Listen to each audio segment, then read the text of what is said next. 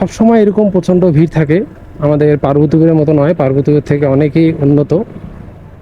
আর যদি এই যে দেখেন এখানে ছাত্ররা মনে হচ্ছে যে রং তুলির কাজ করতেছে, তো কাজ এখনো অব্যাহত আছেই, চলতেই আছে, কাজ বন্ধ হয়নি। অনেক সুন্দরভাবে দেশ আমার আপনার অনেক সুন্দরভাবে আসলে এই রং তুলি দিয়ে কাজ করছে। আপনারাই দেখতে পাচ্ছেন যে দেওয়ালের সাইড দিয়ে অনেক সুন্দরভাবে রং তুলির কাজ করছে। আসলে এগুলা কিন্তু সৈয়দপুর ক্যান্টে, সৈয়দপুর কলেজে যারা পড়াশোনা করে তারা এইসব করছে। দেখেন প্রতিটা দেয়ালের মধ্যে এই রঙের কাজ করছে, অনেক ভাল লাগতেছে দেখতে,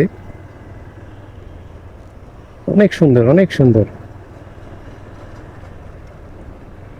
এই মোড়টার মধ্যে সাবধানে অ্যাক্সিডেন্ট হওয়ার সম্ভাবনা থাকে, এখানে আমরা সাবধানে ঘুরে নিব।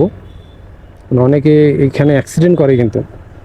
আর সুন্দরভাবে দুই পাশ দিয়ে দুইটা রাস্তা করে দিছে, যারা এই দিক দিয়ে যাবে তাদের এই রাস্তা, আর যারা ওই দিক দিয়ে আসার জন্য ওই সাইডের রাস্তা সুন্দরভাবে দিচ্ছে যাতে অ্যাক্সিডেন্ট না হয়।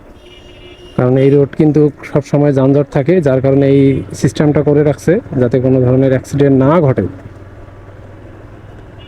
আর এই পাশে কিন্তু একটা মাঠ দেখতে পাচ্ছেন, এখানে কিন্তু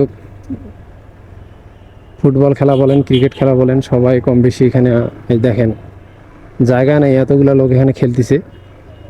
আর পাশে দেখতেছি ফুচকার দোকান নিয়ে বসছে, অনেকে ফুচকা খাচ্ছে।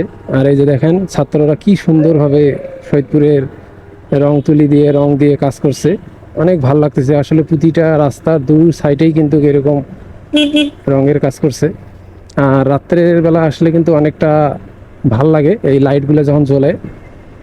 ফুলের গাছগুলো দেখেন অনেক ভাল লাগতেছে, গাছগুলো দেখতে, ফুল ফুটছে। তাহলে এই পরিবেশটা কিন্তু সব জায়গায় পাওয়া যাবে না, একমাত্র সৈয়দপুরেই পাবেন এই পরিবেশটা। তো আমরা বাজারের মধ্যে ঢুকে পড়ছি।